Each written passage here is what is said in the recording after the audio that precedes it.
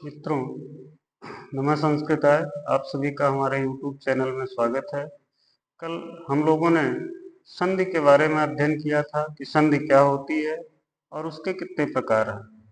कल मैंने आपको बताया था कि जब एक वर्ण दूसरे वर्ण से योग करता है, मिलता है और उसके उपरांत जो परिवर्तन होता है उसे संधि कहते हैं। संधियां मूल रूप से 3 प्रकार की होती हैं। नंबर 1 स्वर संधि, नंबर 2 व्यंजन, नंबर 3 विसर्ग संधि।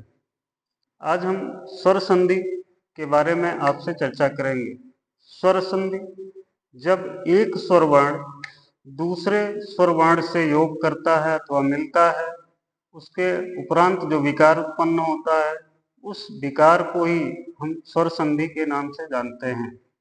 अर्थात अपने दिमाग में आप ये बैठाएं कि जब एक स्वर वर्ण दूसरे स्वर वर्ण से योग करेगा तो स्वर संधि होगी। स्वर संधियां 8 प्रकार की होती हैं। पहला दीर्घ स्वर संधि, दूसरा गुण स्वर संधि, तीसरा वृद्धि स्वर संधि, चौथा यण स्वर संधि, पांचवा अयादि स्वर संधि, छठा पूर्व रूप स्वर संधि, सातवां पर रूप स्वर संधि और आठवां प्रकृति भाव स्वर संधि। मित्रों, अब हम क्रमशः इनके बारे में चर्चा करेंगे कि दीर्घ स्वर संधि क्या होती है, गुण स्वर संधि क्या होती है, वृद्धि क्या होती है, यण क्या होता है, अयादि क्या होता है, पूर्व रूप स्वर संधि क्या होती है, पर रूप स्वर संधि क्या होती है और प्रकृति भाव स्वर संधि क्या होती है। तो आइए मित्रों, हम दीर्घ स्वर संधि का अध्ययन करते हैं। दीर्घ स्वर संधि का सूत्र होता है अकः स वर्णे दीर्घ, अर्थात अक यानी कि अक प्रत्याहार अ ई उ री ली, जिसमें 5 वर्ण ये होते हैं, इनके बाद यदि सवर्ण आए तो दोनों के स्थान पर यानी पूर्व वाले वर्ण और पर वाले वर्ण दोनों के स्थान पर दीर्घ एकादेश हो जाता है। मित्रों, अब हम ये जानते हैं कि सवर्ण क्या होता है। तो सवर्ण के लिए सूत्र लिखा गया कि तुल्यास प्रयत्नम सवर्णम। तुल्य का अर्थ होता है समान, आस्य का मतलब सामान्य अर्थ मुख होता है, किंतु यहाँ वर्ण के परिप्रेक्ष्य में आस्य का अर्थ मुख का वह भाग जहां से वर्णों का उच्चारण किया जाता है, अर्थात जो उच्चारण स्थान है। इसके पहले मैंने उच्चारण स्थान आपको बता दिया है। तो विभिन्न वर्णों के भिन्न भिन्न उच्चारण स्थान होते हैं। तो यहाँ कह रहे हैं कि आस्य समान हो, आस्य क्या हो, समान हो, यानी उच्चारण स्थान समान हो और आभ्यंतर प्रयत्न जिन वर्णों के परस्पर समान हो वे वर्ण सवर्ण कहे जाते हैं। जैसे आपका अ वर्ण है, अ वर्ण का उच्चारण स्थान कंठ होता है और इसका जो आभ्यंतर प्रयत्न होता है वह विवृत होता है। इसी तरीके से अब इसका जो इसके स्थान पर आएगा उसके अंदर ये 2 विशेषताएं होनी चाहिए, यानी कंठ हो और वह विवृत हो, तो वह अ ही होता है, इसलिए अ का सवर्णी अ कहा जाएगा। इसी प्रकार ई वर्ण है, ई वर्ण का उच्चारण स्थान तालु है और आभ्यंतर प्रयत्न विवृत है, तो ई का जो सवर्णी होगा वह ई होगा। अब आप समझ गए होंगे कि सवर्ण क्या होता है, अर्थात जिन वर्णों के उच्चारण स्थान और आभ्यंतर प्रयत्न परस्पर समान हो वे वर्ण सवर्ण कहे जाते हैं। दीर्घ स्वर को एक तालिका के द्वारा भी हम समझ सकते हैं। मैंने यहाँ एक तालिका बनाई हुई है।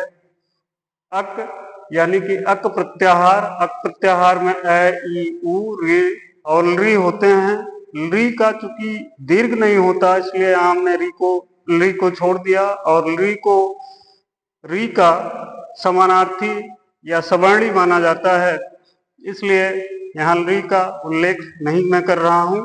बाकी जो 4 वर्ण हैं अ ई उ और री, इनका उल्लेख मैंने यहाँ किया हुआ है तालिका में। तो आप देख लें कि अ या आ ये पूर्व वर्ण है।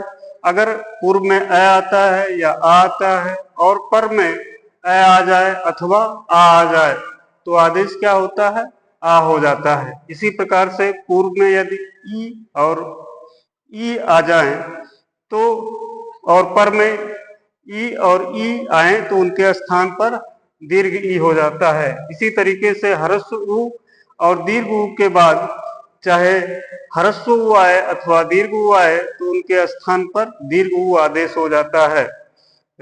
ह्रस्व री दीर्घ री के बाद यदि ह्रस्व री और दीर्घ री आ जाए तो री आदेश हो जाता है। मुझे आशा है कि अब आप समझ गए होंगे। इसका निष्कर्ष रूप में एक बार सुन लीजिए कि यदि ह्रस्व अथवा दीर्घ अक के बाद, अक मतलब अ ई उ रील री के बाद ह्रस्व अथवा दीर्घ अ ई उ रील री आ जाए तो उनके स्थान पर दीर्घ एकादेश हो जाता है। अब हम उदाहरण के द्वारा इसको समझ लेते हैं कि जैसे अद्य धन अपि। अब यहां आप देखेंगे कि पूर्व में भी आ है और पर में भी आ है, तो दोनों के स्थान पर दीर्घ आदेश हो गया। अब बन गया अ द य धन पी। जब हम इसको मिला देंगे तो ये बन जाएगा अद्यापि। इसी तरीके से दूसरा उदाहरण हम देखेंगे कि देव धन आलय, देव धन आलय। दूसरा उदाहरण देखें, देव धन आलय। यहां पूर्व में अ है, पर में आ है और इन दोनों के स्थान पर आ आदेश होकर के ये बन जाएगा देव आ धन लय बराबर देवालय। इसी तरीके से कपि धन ईश, कपि धन ईश, कपि धन ईश। तो यहाँ ई हो गया ह्रस्व प्लस दीर्घ ई, दोनों के स्थान पर दीर्घ ई आदेश हो गया। अब यहाँ बचा हुआ है कप धन सह, मिला देंगे बन जाएगा कपीस। इसी तरीके से ऊ का उदाहरण आप देख लें, भान धन उदय, भान धन उदय।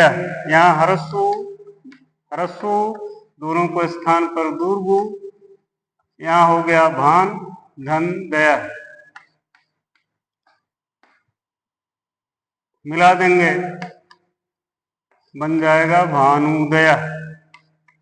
मित्रों, अब दीर्घ स्वर संधि आपने पढ़ लिया।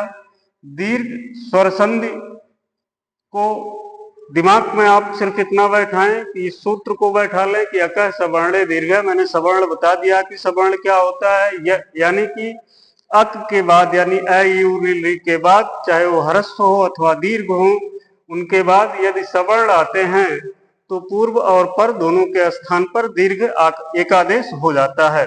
मित्रों, इसके आगे आप जितना अभ्यास करेंगे, जितना ज्यादा अभ्यास आपका होगा उतना ज्यादा आपको बोध होगा, उतना ज्यादा आप संधियों को अच्छा करेंगे या दीर्घ संधि को अच्छा कर लेंगे। मित्रों, आपको जो किताबें हैं, किताबों से इनके उदाहरणों का अभ्यास करना चाहिए। अभ्यास के द्वारा ही अधिक से अधिक आप सीख सकते हैं, क्योंकि जो शरीर लेकर के हम पैदा हुए हैं उसके लिए तो हम जिम्मेदार मित्रों नहीं हैं, लेकिन जिस चरित्र, किरदार अथवा व्यक्तित्व के साथ हम विदा होंगे उसके लिए हम पूर्ण रूप से जिम्मेदार होंगे।